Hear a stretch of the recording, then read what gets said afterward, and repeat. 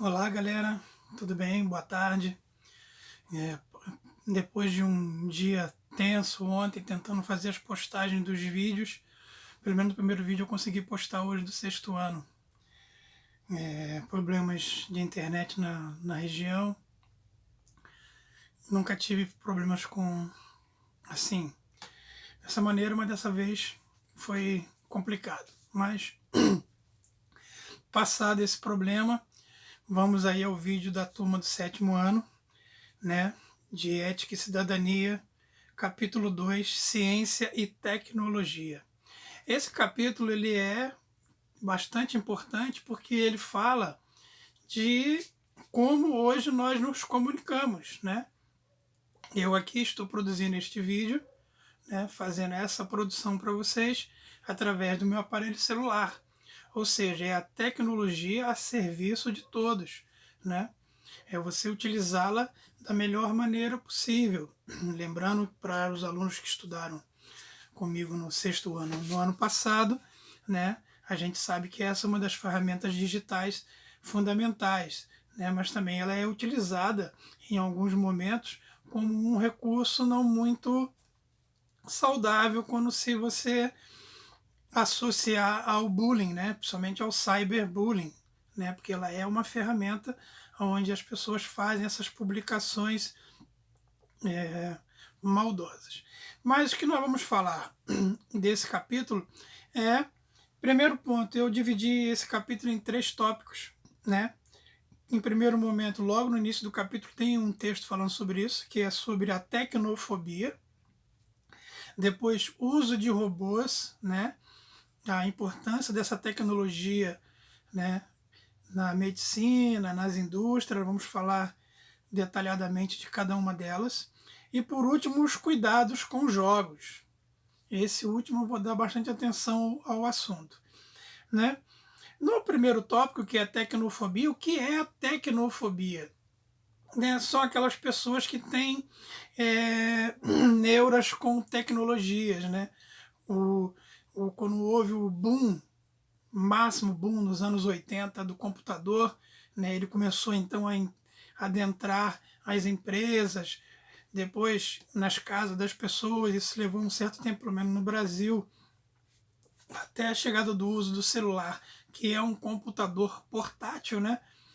As pessoas que tinham muito tato com aquela, ainda vivem, né? Com aquela questão da tecnologia parca do passado, elas têm dificuldades de conviver, né? A minha mãe, por exemplo, ela tinha uma fobia imensa, né? De manusear um videocassete quando o videocassete entrou, né? Porque durante muitos anos, né? Eu principalmente só fui ter televisão colorida no final dos anos, no início dos anos 80, né? Que dos anos 70 inteiro era televisão preta e branca. E lá para o meado dos anos 80 que nós fomos comprar um videocassete, né? Aí tinha aquelas edições de videocassete duas cabeças, quatro cabeças, né? Com alguns recursos que você colocava imagens slow motion, né? Enfim, era uma época de descoberta, então tinha muitas pessoas que tinham dificuldades. Hoje a minha mãe usa o WhatsApp, né? Usa o Facebook, né? Mas ainda tem algumas dificuldades em algumas coisas, mas é aquele medo de mexer com a tecnologia. Será que eu posso mexer aqui? Será que eu não posso mexer ali? E outras pessoas que são completamente aversas à tecnologia e continuam ainda vivendo dentro daquela formação mais antiga, mesmo tendo um telefone celular, né? é, não usa telefones celulares com muita tecnologia porque não consegue usar tudo. Desculpa. E eu tenho um amigo que eu gosto de comprar disco de vinil com ele, eu tenho que ligar para casa dele e deixar recado, porque ele odeia telefone celular. Né? Ele falou assim, não gosto de ficar mexendo nisso, não sei o que, é complicado. Então tem essas questões. Então a fobia, ela, né, ela tem esse hábito. Mas por outro lado, esse avanço tecnológico ele vai favorecer algumas áreas importantes, como a medicina, na educação. Olha só, nós estamos usando esse vídeo em prol, né, desse isolamento Talvez hoje tantos professores assim como eu passaram a usar este recurso que antes não usavam, né? Acreditavam que só o momento ali com o aluno em sala de aula já era fundamental, já era importante, né? E isso praticamente mudou a história, né? Como eu falei no vídeo do sexto ano, todos nós vamos ter uma experiência, uma vivência de comportamento das nossas vidas e uma reflexão do século XXI antes e depois do Covid-19. Né? Então ele vai ter importância na medicina de que maneira? Aí vocês vejam que já começa a dialogar com os usos dos robôs. Né? A medicina, esse avanço tecnológico favoreceu muito nas cirurgias, né? Os robôs, para aquela parte onde que tinha que abrir o paciente inteiro, ele faz só uma pequena incisão, aí ele vai uma câmera com os bracinhos mecânicos miúdos, vão lá e fazem aquela sutura sem precisar fazer aquelas cicatrizes enormes no paciente, enfim, além de outros instrumentos, né, de exames, né, ultrassonografia, enfim, né, o que faziam antigamente só com aquelas máquinas de raio-x, hoje você usa equipamentos extremamente modernos para poder fazer exames avançados e com muito mais recursos para o médico fazer um diagnóstico melhor. Outra questão também é o uso dessas máquinas em indústrias, né? Nas indústrias automobilísticas, né, quando fazia as pinturas dos automóveis, eram ainda manuais por homens, né, lá operários, né, e depois foram substituídos por robôs. Quando isso aconteceu, houve uma preocupação por parte do sindicato de que havia uma grande massa de desempregados e que isso de fato não ocorreu. Aquelas pessoas que trabalhavam ali fazendo o trabalho manual, elas foram se qualificar para passar a ser operadores daquela empresa. Óbvio, né, que dentro de uma empresa onde você tinha lá 10, 15 pintores, você passou a ter uma rotatividade de 5, 6 funcionários, né, fazendo escalas de horário de trabalho, fazendo a operação dessa indústria. Eu me lembro que uns anos atrás eu trabalhava em comércio antes de me formar e eu fui visitar uma fábrica de MDFs, né, da linha de móveis na cidade de Agudos, né, interior de São Paulo, próximo a Bauru. E a indústria era imensa. E a parte onde confeccionava e fabricava a parte final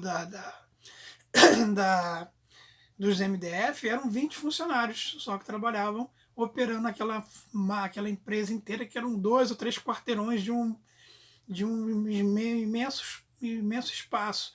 Eles trabalhavam de escala, né? Acho que 22 funcionários, se não me falha a memória. E isso era interessante, você vê tudo sendo operacionado. Dentro da parte da fábrica, você não via operários. Estavam todos operando as máquinas para fazer tudo aquilo funcionar. É a tecnologia, né? É a tecnologia a serviço da indústria, assim como da serviço da medicina. E na educação não é diferente, né?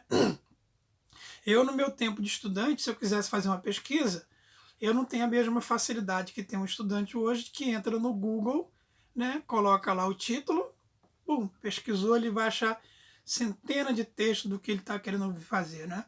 Ou ele vai no YouTube e faz a mesma coisa, como você pode fazer, né, de depois dar um like no meu vídeo, né, e curtir o que eu gravei para vocês, ou de outros professores, né, para você absorver também orientação de outros educadores da minha área.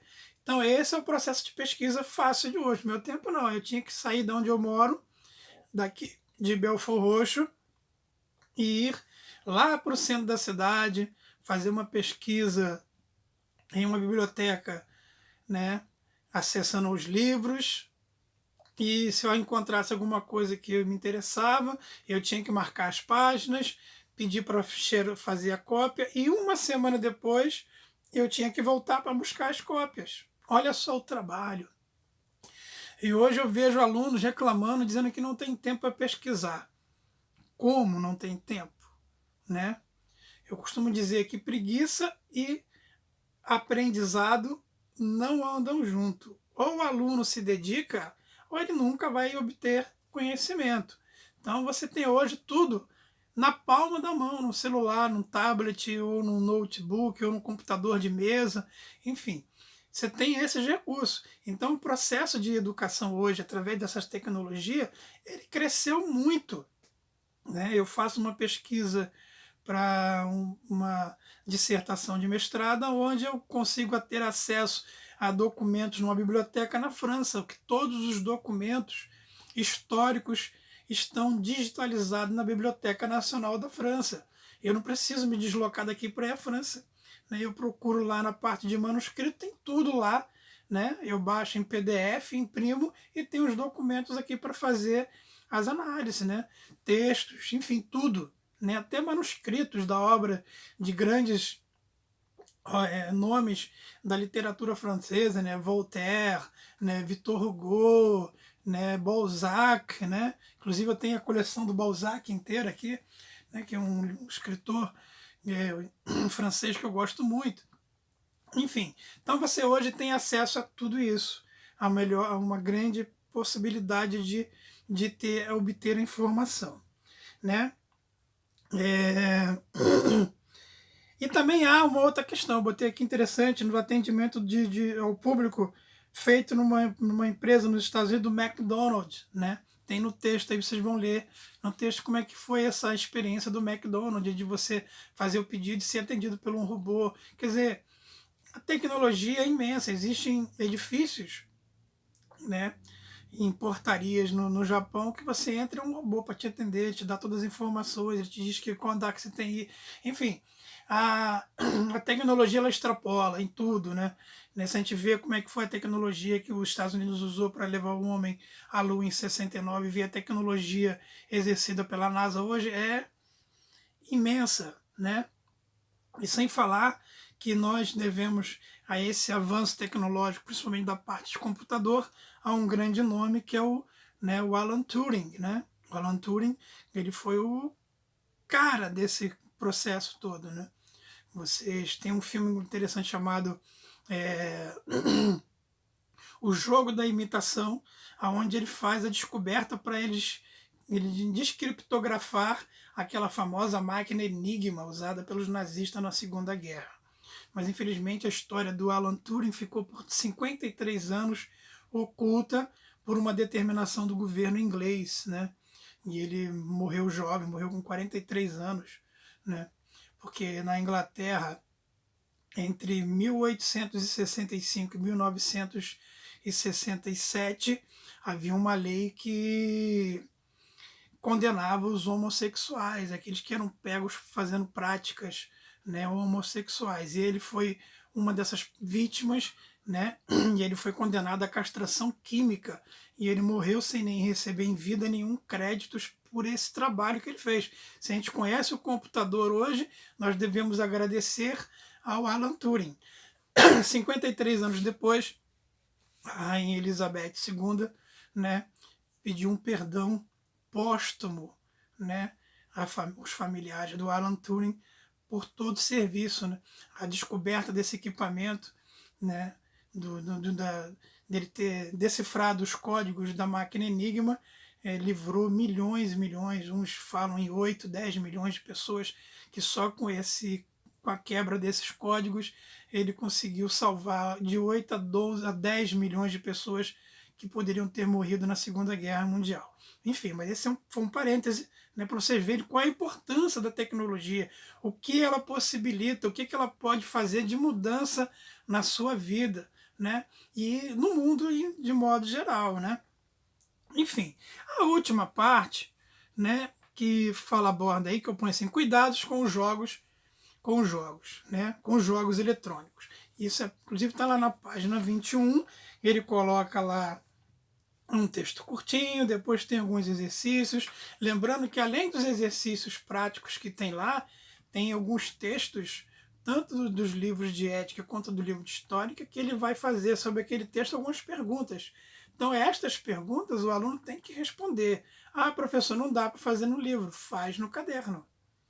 Não tem problema. tá? Então, o que acontece?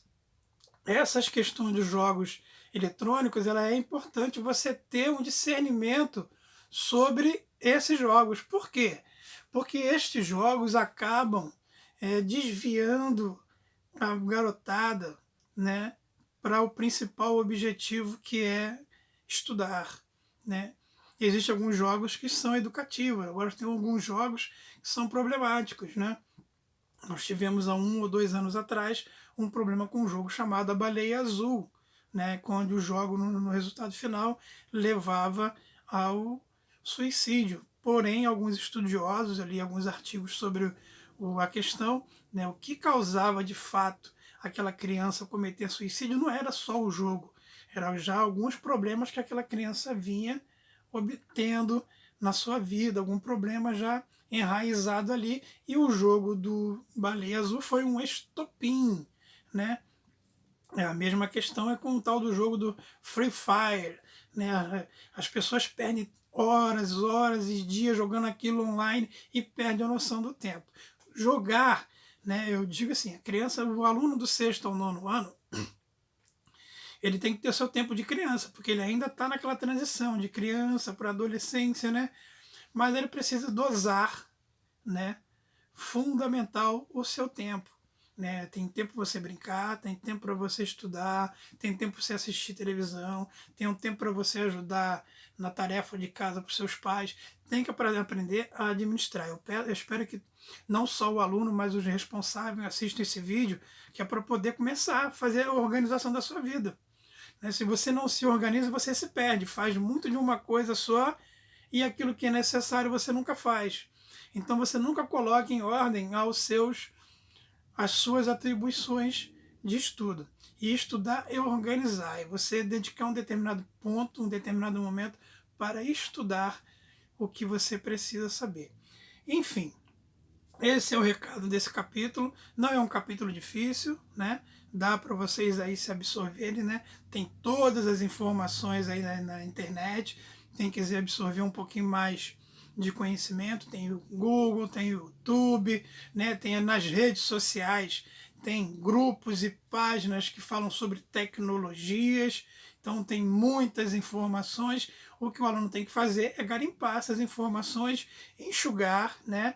Ver qual aquela que é mais interessante, qual é aquela que é mais completa e fazer as suas atividades, ok?